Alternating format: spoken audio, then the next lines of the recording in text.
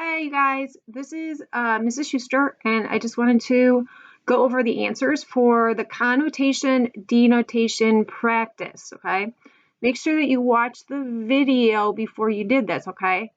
Remember, denotation is the actual definition of the word that you might find in the dictionary. Connotation is the emotion or feeling that you get from a word. And then hopefully you went over and looked at these examples of denotation and connotation. So you might have the word house. These are all different words for the same thing, like where you live, right? So you have house, and it's a building where someone lives. Right here, that's the denotation. Connotation is, it's neutral. It's a house. There's no real feeling to it. And then the next one is another example of where you might live is a home. Now that is a place of warmth, comfort, and affection. Okay, home is different than a house. A house, people usually think of that meaning of it's just the building. A home is people think of it as a place where there's a family or where you relax. But then, so that's a positive. You have a positive kind of feeling with that, right? Right? It's like it makes you feel good. You want to be in a home. Now, another word for a place that you might live is shanty. And shanty, the definition for that is a small, crudely built shack. Like most people do not want to live in a rundown house. So shanty is kind of the denotation or the definition would be like a rundown house.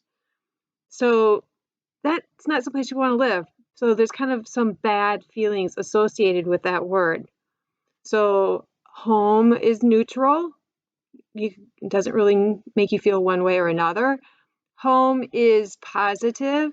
Shanty is negative. So there can be positive, negative, or neutral feelings surrounding a word.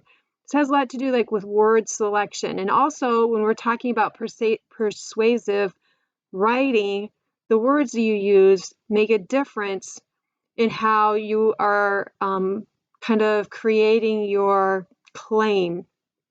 You know, if you want something to appear negative, you want to make a selection of words that are more negative. If you want to paint a positive spin on your claim, your argument, then you want to use more positive type words. That's why we're going over this, using connotation or denotation. Think about the words that you're using when you're making a claim or trying to support your article. All right, let's go over the answers.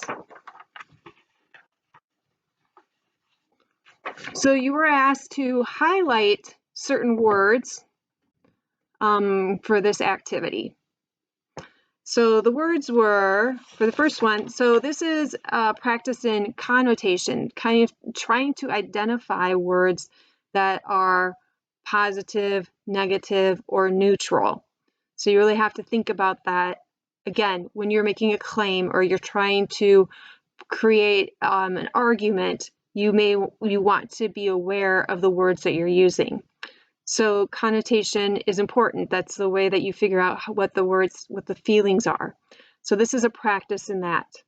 So you're going to highlight, you're supposed to highlight these words. We had nerdy, smart, brilliant. And you were supposed to write the words that are negative or made you feel bad, right? If you're called nerdy, that doesn't seem like it's a very positive word, okay? The second one was cop, officer, or police. So I'm not sure, but I don't think police officers necessarily want to be called a cop. So that would be the negative word. The next one is look, stare, or gaze. Which one of these words sounds more negative? That would be stare, because for the most part, people have probably told you, don't stare at that person. It's not nice to stare, all right? So there's sort of a negative feeling surrounding that word. Now you're supposed to highlight the words that are positive. or give you a good feeling. So again, nerdy, smart, or brilliant. Brilliant, you look upon someone, you're like, wow, that person is brilliant. That makes it sound like they're, awesome. We should look up to them. The second one is cop, officer, or police. Of course, if you were pulled over by the police, you would call them officer, and you might say, yes, officer. So it's kind of showing some respect. So that is a positive word that you would use if you were talking to a police officer or someone in charge. The next one is look, stare, gaze. If you gaze at someone, you're looking at them with love and affection. So gaze is a positive word. And then we are going to look at words that are just neutral, that just are pretty much just telling what the item or feeling, what the item is.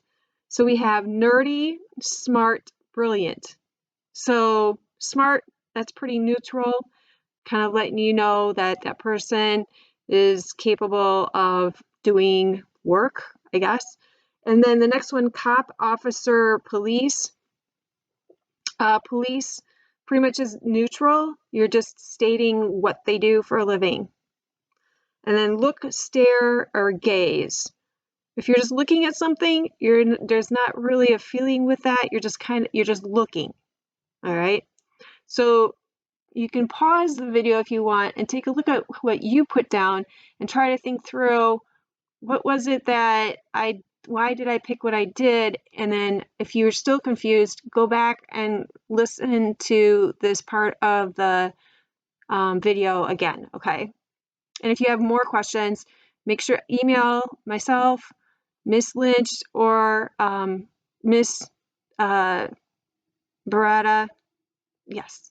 Okay, so, all right, make sure you email us if you have questions. All right, the last part that you're supposed to do was to identify the denotation, what the actual meaning of the word was.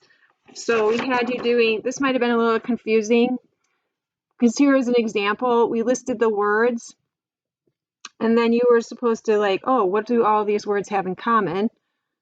And just to kind of get you to think about like, oh, they all pretty much mean the same thing, but there's just one or two of them, they have a negative or a positive feeling to them.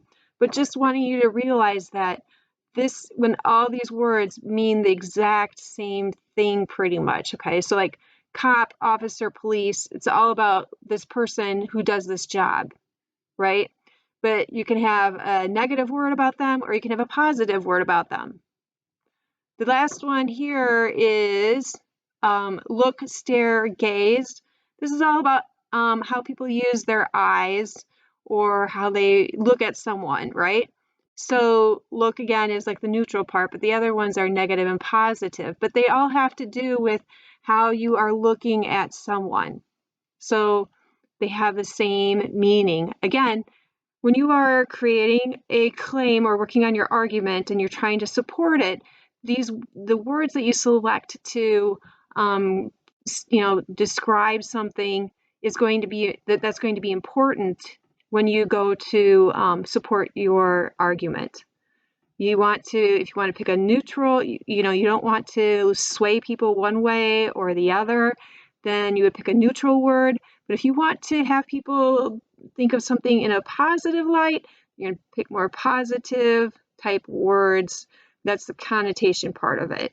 Okay, so think about those things. That's why we are doing this. All right, I hope this was helpful to you. Again, if you have any questions, please email us so that we can help you out if you're not understanding this. All right. I hope you have a great day, and we'll talk to you soon. Bye.